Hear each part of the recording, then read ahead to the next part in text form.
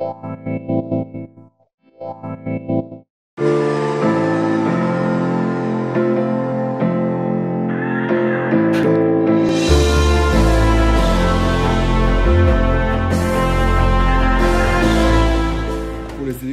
s'est dit on ne peut pas être partout. On peut pas être partout parce qu'il y a 35 000 logements étalés sur plein de QPV différents.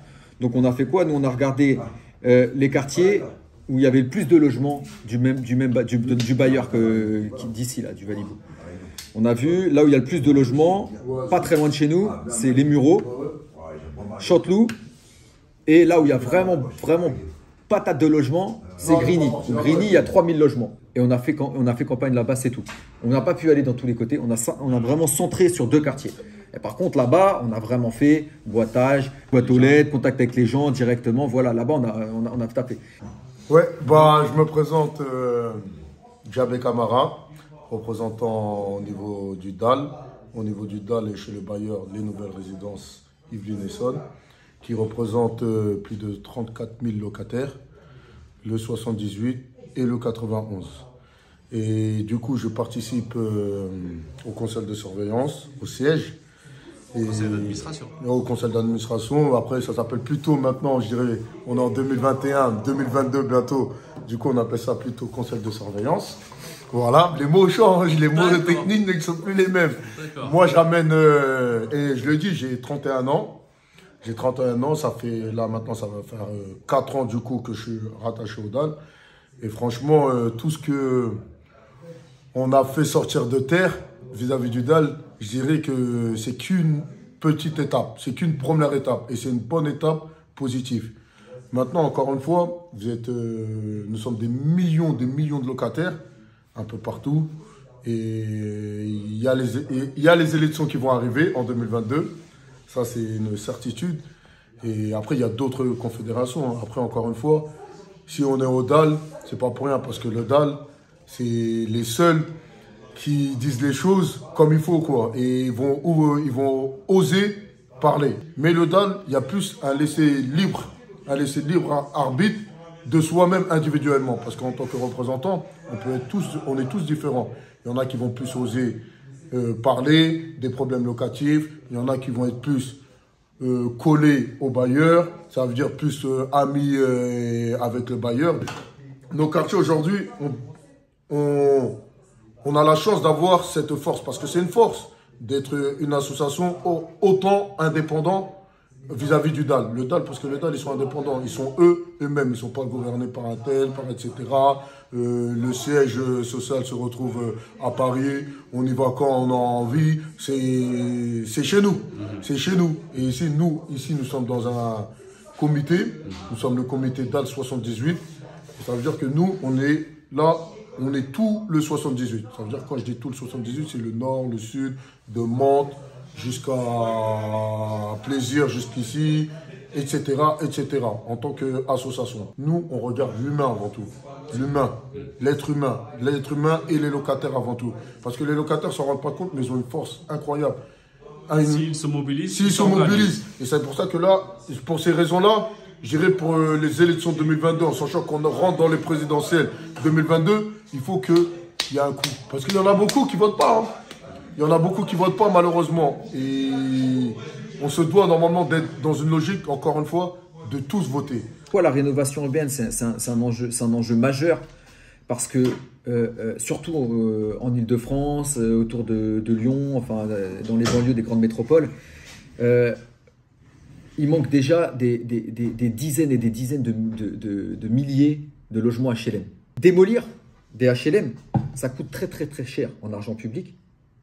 Ça a un impact environnemental catastrophique parce qu'il va falloir enfouir tout le béton, les gravats, etc.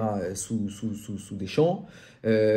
Et socialement, c'est catastrophique parce que tu vas envoyer des gens dans plus loin, dans plus petits, plus chers, etc. Donc, voilà. C'est la privatisation du logement social. Les gens, voilà, ils vont se retrouver petit à petit chez des marchands de sommeil. C'est la dégradation, en fait, du parc locatif. C'est une catastrophe à tous les niveaux. Il n'y a que des perdants du point de vue des locataires. Il n'y a que des perdants à ça. Et pourquoi ils démolissent? Ils démolissent, soi-disant, pour améliorer les quartiers. Mais nous, on a déjà beaucoup de quartiers où ils ont démoli des tours, comme au Val-Fouré, etc. Il n'y a rien qui a été amélioré. Il n'y a pas moins de délinquance, il n'y a pas moins de deals, il n'y a pas… Non, c'est pas moins sale, non, c'est pas vrai tout ça. Ils ont démoli des tours, ils ont fait passer des routes, ils ont soi-disant créé de la mixité. Il n'y a pas de mixité et donc il n'y a pas de sens. Voilà, nous on dit ça, nous on dénonce le fait qu'il n'y a aucun bilan de l'ANRU qui a été fait véritablement, aucun bilan, il n'y a pas, je veux dire, ni la Cour des comptes, ni l'Encols, machin, on fait un véritable bilan, voilà, on casse du HLM, on fait du loi Pinel, etc., du logement mixte, promoteur, HLM, etc., VFA, nanana, on fait ça, et après on regarde, non, on regarde pas, on sait pas. Il y a un angle mort total là-dedans. Et là, il faut que les gens ils se mobilisent pour dire, mais attendez, c'est pas possible. Il y a 740 000 demandeurs de logements HLM en Ile-de-France aujourd'hui. La région, les objectifs de construction annuelle qu'elle a de logement social dans sa globalité, c'est 20 000 logements sociaux. Et 20 000 logements sociaux, c'est pas 20 000 HLM, hein, 20 000 PLAI. 20 000 logements sociaux, tu comptes dedans les résidences étudiantes, les prisons, les foyers d'hébergement, tu comptes tout ça. C'est un quartier QPV, ça veut dire qu'on perçoit quartier QPV est égal quartier prioritaire de la ville, qu'on perçoit de l'argent de l'État, puisqu'on est dans un quartier un peu difficilement socialement, etc., tous les problématiques qu'il peut y avoir, comme dans un autre quartier QPV. C'est des routes à double sens. Hein. C'est des routes à double sens en plein milieu du quartier, qui vont en plein milieu du quartier.